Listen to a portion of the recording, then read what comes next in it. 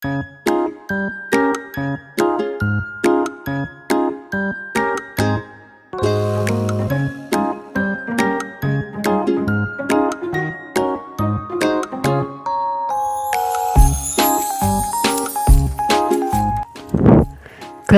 loro.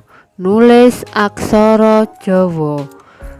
Nulis nganggo aksara Latin. Ukara-ukara aksara Jawa ngisor iki ana ing aksara Latin kanthi bener. Nah, iki nomor 1 iki awal kalimat iki jenenge adeg-adeg. Iki ra, tone disuku, ti mateni wignyan ha, tih berarti ratih.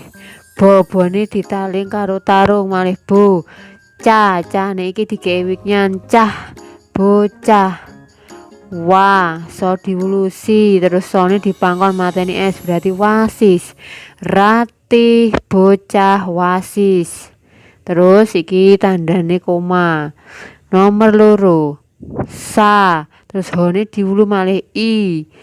Ki, saiki. Bone diwulu bi. So, da, done iki diwulu di. Gone disuku, rone ya disuku guru. Diakhiri tanda titik dadi wacane saiki bisa dadi guru.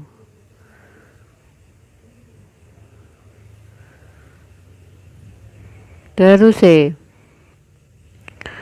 nomor 3 iki po dicokro prasane dipepet se, tone iki dipengkal tya prasetya, pone diwulu pi, ngone diwulu ngi, terus none dikei pasangan do malih pingin da, done diwulu di, pingin dadi, tone dipepet ten, enek none teno, lah none iki dikei pasangan to malih tentara, titik dadi wacane prasetya pengin dadi tentara. Nomor 4 a, mone diwulu mi, no terus dikei wignyan berarti Aminah.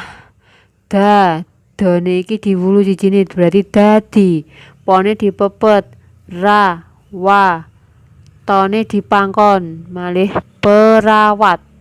Dadi wacane Aminah dadi perawat.